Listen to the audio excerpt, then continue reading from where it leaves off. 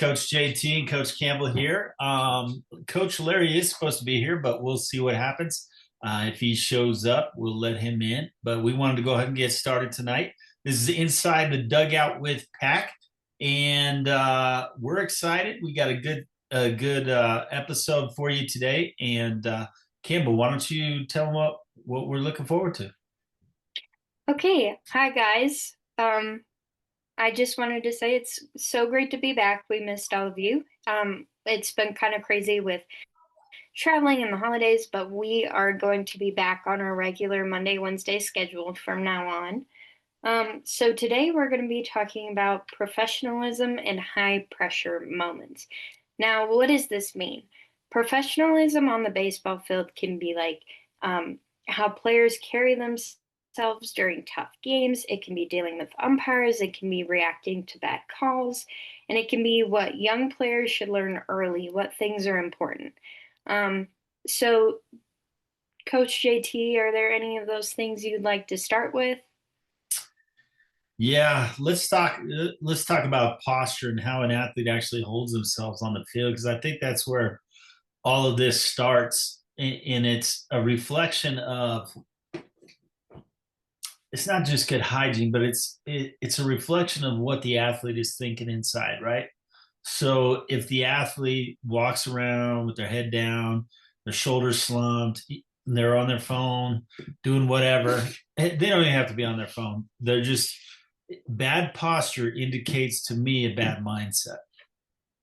And when you're talking about being professional, somebody who has bad posture, I can almost always tell you they're going to blame somebody else for anything that goes wrong. It's not their fault. When you're talking to them and giving them stuff, your this thumb just came up on our thing right there. Just all right. So that's not distracting at all, Zoom. I love it. That was my thumb. I know because it's something I did. I talk with my hands. You know that. All right. So anyway, you can tell if somebody has bad posture, there's some things you're going to be able to tell them. They might not be coachable. They might not have the confidence they need to succeed at this game. And you're probably going to see them make some mistakes during the game. And it's all a lack of focus, right? If you're constant, if you're self aware enough to care about your posture, whether you're on the bench or in the car with your mom on the way to the game or on the field, then you're going to be a good athlete. I can tell you that right now because you're going to do what it takes to get the job done on the field. Did you have any questions about anything I said there, Campbell? Because I know that was pretty quick. No, I mean, I think you covered everything. I think it's super important. Like people always say, you have to fake it till you make it. So, like, even, when you're playing baseball, when you're playing softball, when you're playing any sport or doing anything in life, there are going to be days when you just don't feel good. You don't feel like maybe, that day is just not your day. You just have to fake it till you make it. You have to go out on that field and pretend you're the best player out there and you're going to help your teammates out and just do whatever it takes. And I think that that's just something that's super important.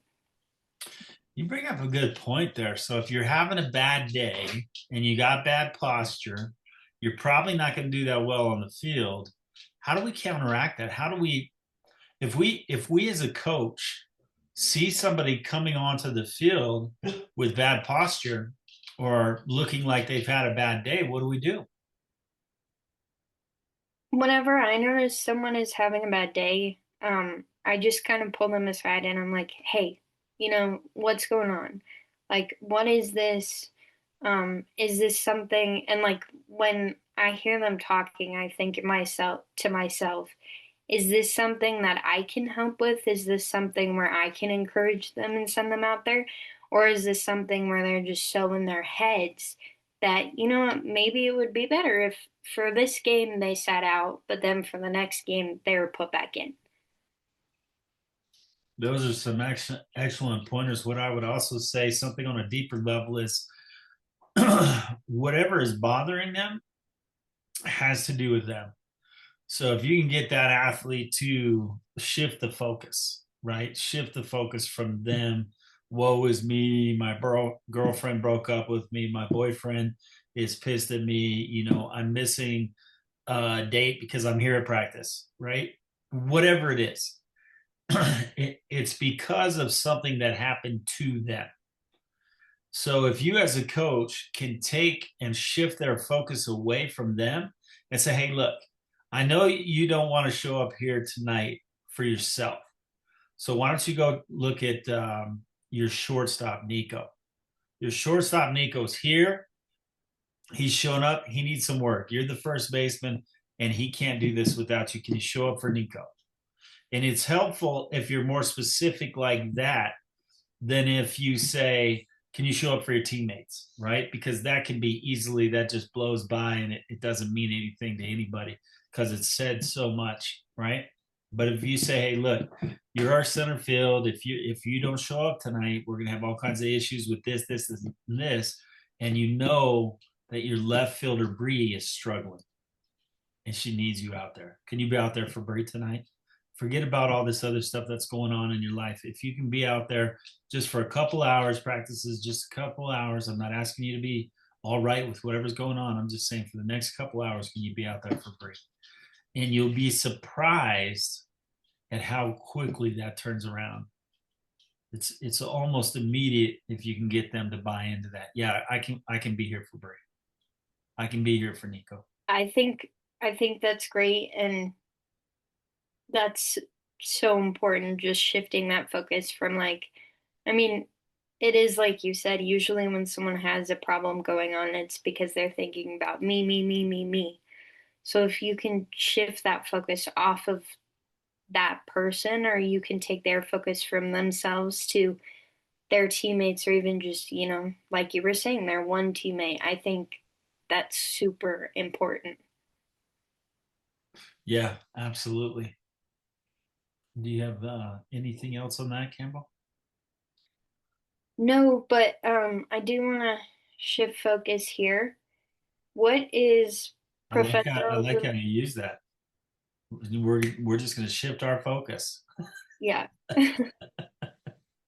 Well, we've already talked about that. Now we're going to talk about something else. Okay.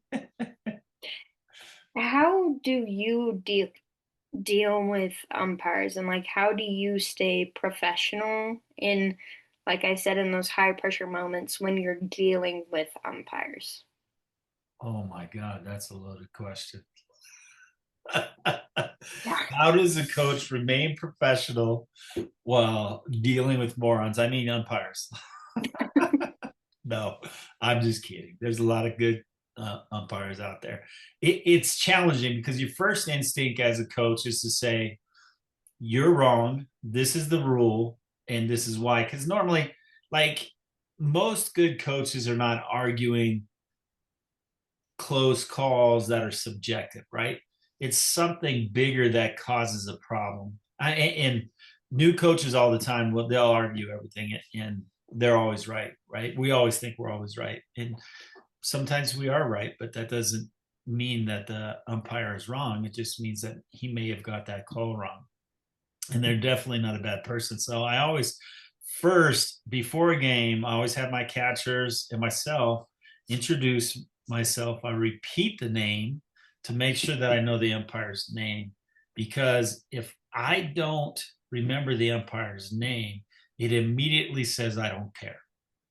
It immediately, and this is good for anything, any situation. Just get good at remembering people's names, because if you don't remember somebody's name, it means to them you don't care, right? And if you don't care, at some point in that game, when you're talking to them about whatever this call is or whatever's going on, do, do you think they're going to care? No. No. I mean, and that seems way too simple to be true, but it's true. Mm. The second thing is, and I started to say this earlier, the first instinct of me as a coach is to say, no, this is the rule. Let me get the rule book and show it to you. And for those coaches on this call who have ever done that, I would like you to raise your hand if that's ever worked. Because even if they're wrong and that rule is wrong, in that moment, if they are to say, oh, you're right and I'm wrong, it's going to show weakness. And I don't know if I've never been through umpire school, but I believe that there's some sort of fraternity or there's some sort of rule that they either teach them or it's implied that you need to stay, right? You need to be steadfast. You can't change your mind and strong in your will in order to do that. And I get that. I believe they might teach that because they want you to control the game, right? If I were teaching umpires, what I would say is be a person first. You know, yes, you don't want to be wishy-washy, you don't want to go back and forth, but you can tell during an interaction in a game when you need to be firm and when you don't. And if you're unsure of the rule as the umpire and your partner can't help you, which usually they can, then it's okay to be vulnerable in that situation and say, you know what, this is how I understand the rule. And you may de-escalate, defuse the situation right there with most coaches. On the other side, if you're the coach, it's the same approach. You know, hey, this is my understanding of that rule. Is there something different? You know, I know this is in section whatever. I'm never one to reference it because I still think that's kind of demeaning. But I would say, this is my understanding of that rule. Is that what you're thinking? And if you approach them in that way and can remain calm in that situation, even if the call is not reversed, you will have affected change because he's going to go look that rule up or whatever. And he might even come up to you after the game and say, hey, you know what? I messed up. That was on me. I'm sorry. And he'll get better and you'll get better because of that too. If you challenge the umpire, again, I think they're taught this, they immediately say no, you know, because they feel like they're losing control. And if anybody knows anything about baseball and softball and coaching and umpiring, no one's in control. If there's someone in control, it sure as heck ain't me, sure as heck ain't you, sure as heck ain't the umpire. So the illusion of control is what causes a lot of conflict on the field and in your life, really. There was an instance with my daughter recently where not you, Campbell, but she had a situation where she felt like she was out of control and she called me and she said, this is happening, this is happening, this is happening. They won't do what I say. And I said, that's because even when they do what you say, it's giving you the false impression that you're in control of what they're doing, and you're not. And it's the same if you're coaching. If you haven't built a level of trust where these kids are following you, and you have this illusion of control because you run practices, what you'll see at game time is the performance is not there. It's not at the same discipline and level as you see in practice, which means they're not actually engaged in the learning process. They're just doing exactly what you tell them to do when they're in front of you. And those of you who have kids out there listening to this, that's awesome if your kids can be with you 24/7. You can affect their entire life if you're always with them. But I don't know what world you live in, but the world I live in, my girls are across the country, across the city, in their own apartments, at their schools, and I certainly don't have them with me 24/7. So I hope that the lessons I teach them sink in enough to affect change in their life when they're not with me. And if you're a coach, that's what you need to focus on. Don't focus on trying to be in control, because a lot of coaches have big egos, and especially at the higher levels. And the only thing that equates to is people not liking you and losing. No matter how big your ego is, let it go, right? You don't need it. Did I kind of tail off on that one, or I was Oh doing yeah. that Larry Yeah, thing you where went I you was went preaching at way you? far off. So Moving on, let's focus. so just kind of getting us back to what we were talking about. I think it's super important, like you were saying, to talk to umpires like they're people because they are. And a lot of times, especially as coaches, when things aren't going our way, we forget that umpires are people. And we just have to treat them with respect. We have to talk to them calmly. And what I always do, because like you were saying, it's so very important to remember their names because that just humanizes someone when you remember their name. So what I always do, my little like hack, I guess you could call it, Hey, there's is some umpires on this call. They're getting this. yeah, I always take my book with me up to my plate meeting when I meet the umpires and the coach of the other team when we talk about the field and everything. I always take my book with me. I shake their hands first and get their names. And then afterwards, I shake their hands again and I confirm their names. And then as I'm walking away, I write their names down. And what I do for myself is I write like, you know, Joe at the plate and then Phil in the field, you know. So I always have that. So if I'm gonna call time, if I'm gonna go talk to the umpire, I can be like, hey, yo, Joe, can I please get time?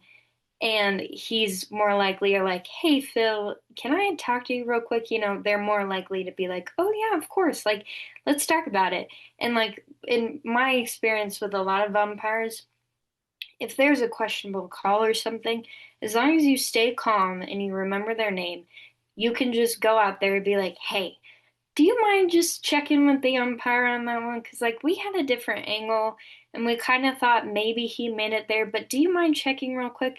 And usually they will overturn that call for you, in my experience at least, when you're very kind. and you're and you're this cute little coach coaching a bunch of baseball guys.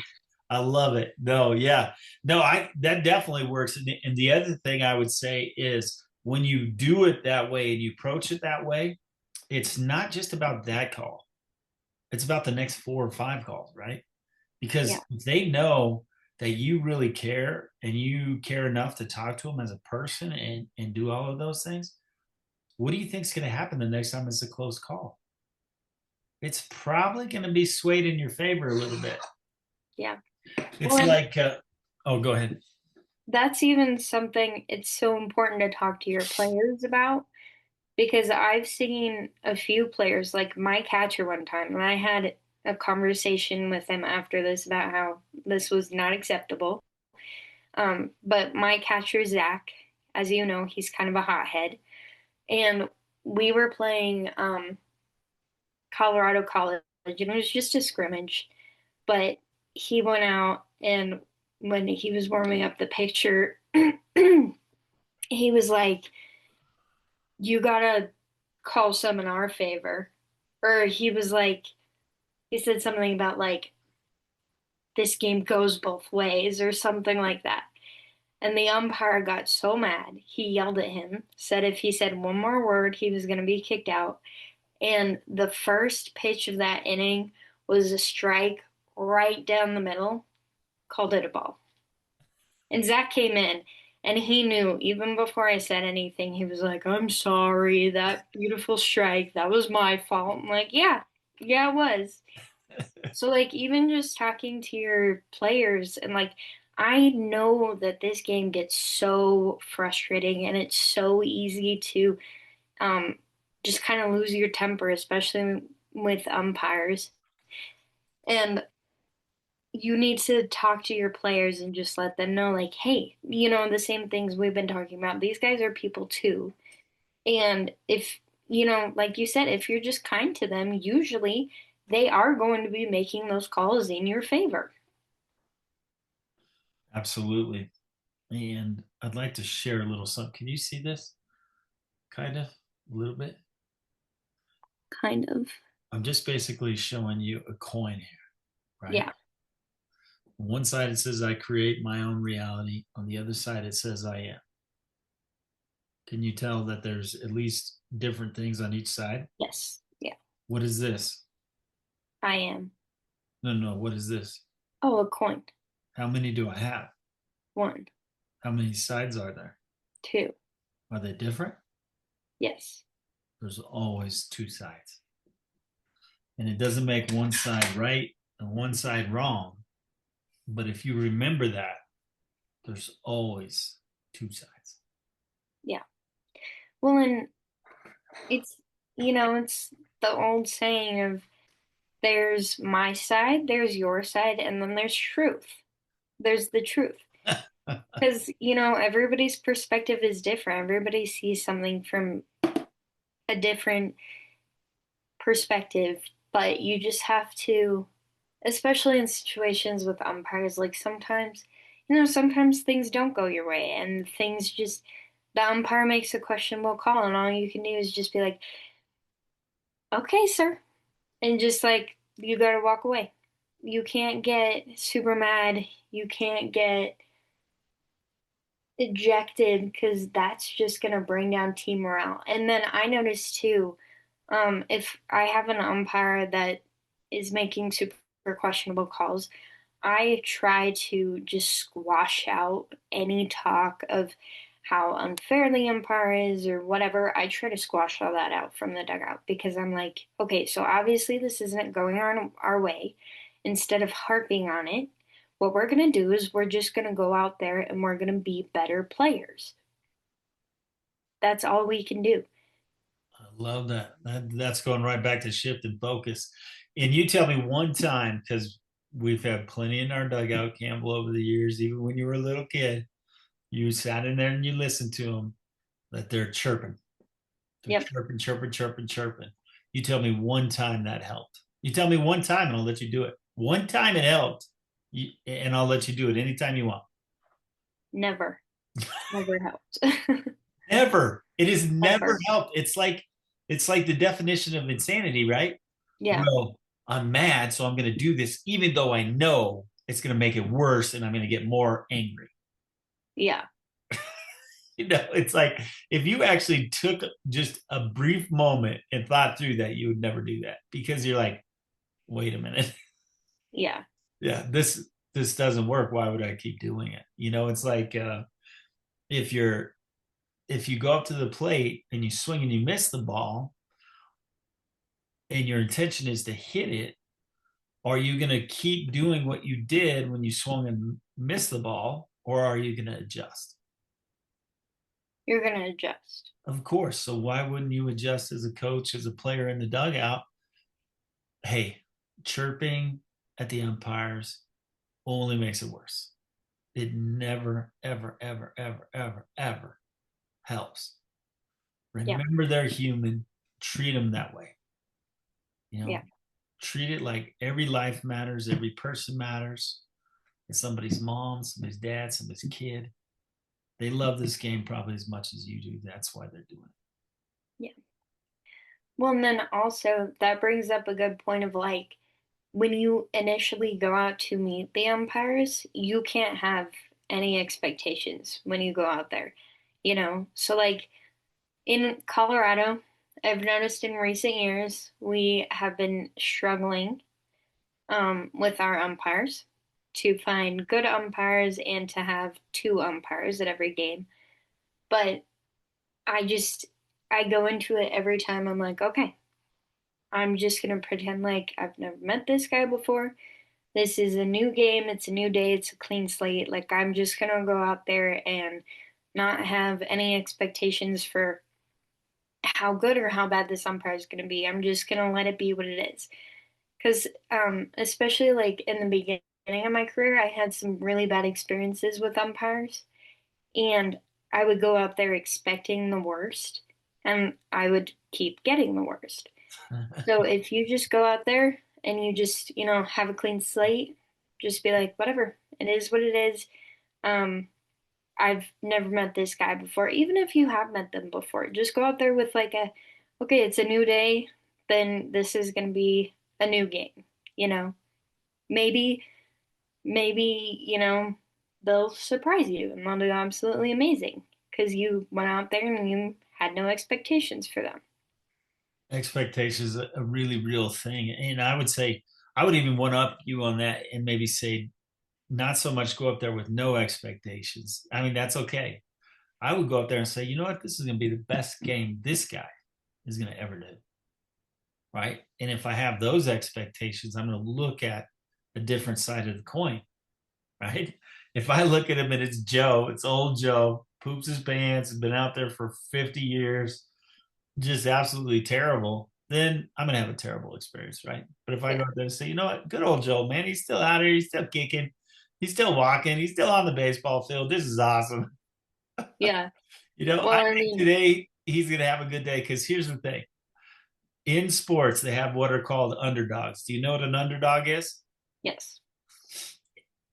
And for those of you who don't, I'm sure everybody on this podcast and on this call knows, but an underdog is somebody who statistically speaking cannot win the game, right? They should not win the game. If you were just projecting with computers and numbers and statistics, they should not win the game, but they do, right? And it's because expectations on that side were enough to overcome some of their limitations. And so I would say when you go to the umpire and you say, when you're walking out there, I expect that this underdog Joe is going to have the best freaking day of his life. And if you think about it, there's only a few calls in the majority of the game, except for behind the plate. It can be challenging there, right? You do have a lot of calls when they're calling balls and strikes, but in the field, relatively few, right, that are even in question in a 9 inning excuse me in a 9 inning game. So if I ask myself, is it possible that even dirty old Joe could get it right twice or three times or four times? Of course it is. You know, you could have your eyes closed and guess and get it right twice. So if you go out there, it's not that far off. Just go out there and expect that today he's going to have a good day or she's going to have a good day, whatever it is. Yeah. Well, we're pretty lucky with Joe because Joe absolutely loves me. He likes you too, but Yeah. every time I'm out there, he's like, "Ah, how are you, little miss?" Yes, I love it. I love it. Yeah. Okay. Um, is there anything else you'd like to talk about today? Or anything else you'd like to bring up about this?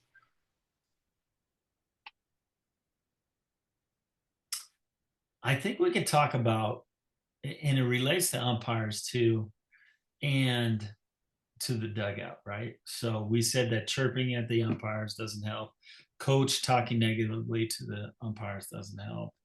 It just sets up defenses, right? And so this is why it's good to know your role. So as a coach, you manage the game, you put your players in a position to win and to succeed at whatever they're doing.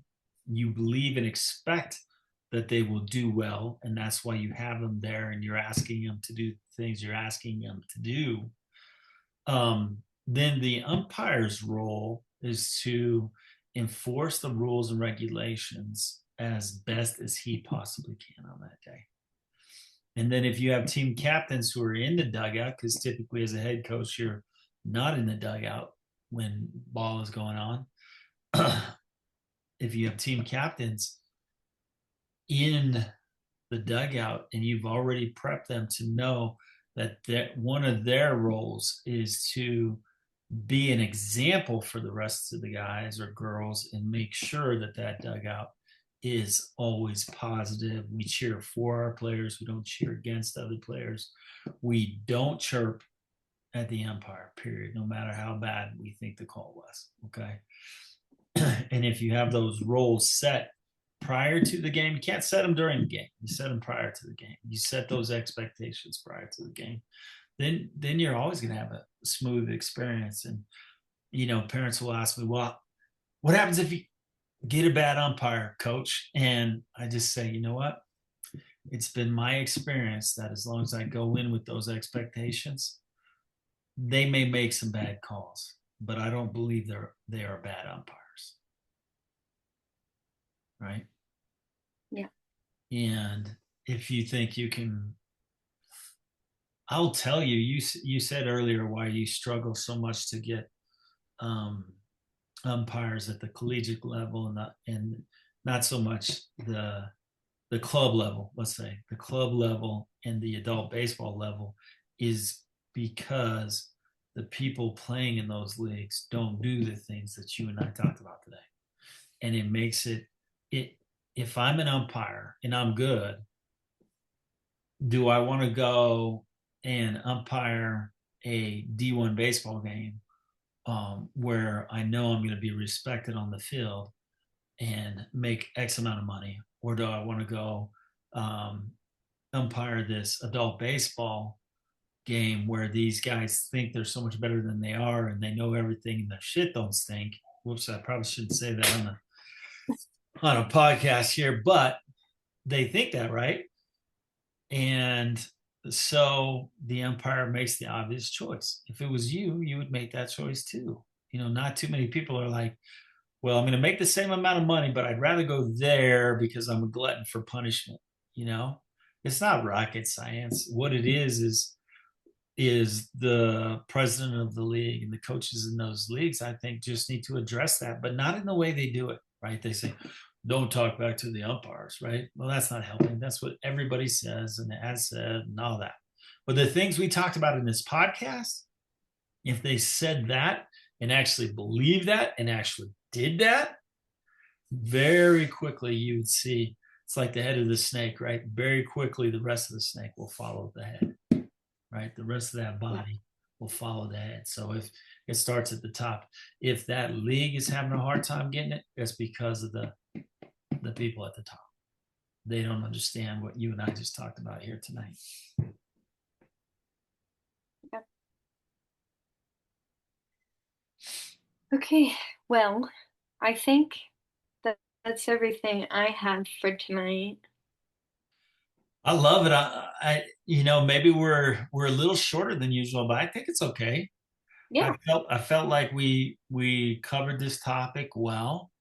If you guys out there have questions or want some follow up this Wednesday, we're going to do that. And Campbell, I was going to ask you, and I'll just ask you now on this call.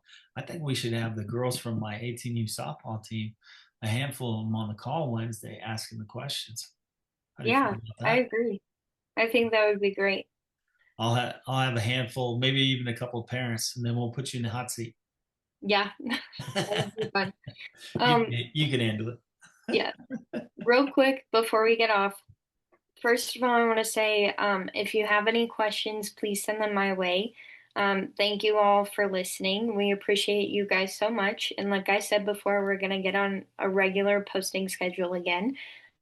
So sorry about the kind of randomness, but with the trip to Europe and then like sickness and the holidays, it's been kind of crazy over here. But then also, Coach JT and I have really exciting news. I just want to give a shout out to the only girl that we have on our 25 and over adult league and the 35 and over adult league. She actually just got drafted to LA, and she's a women's professional baseball player now.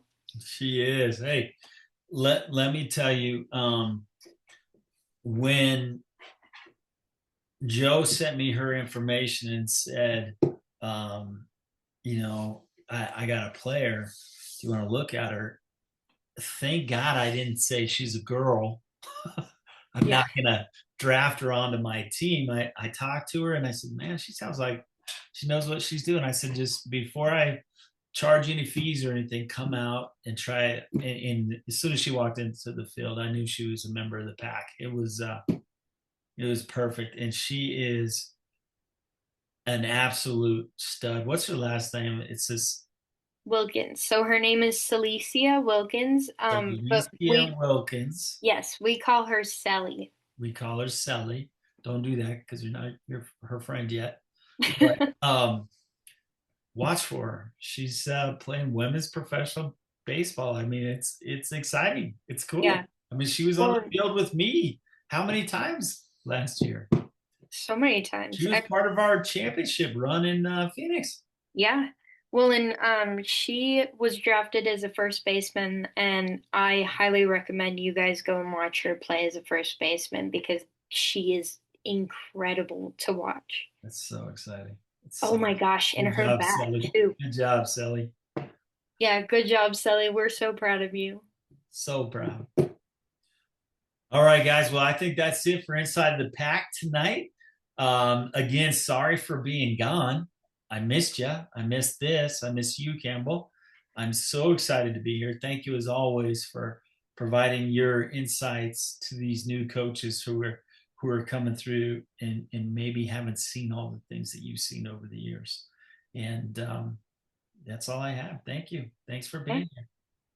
thank you.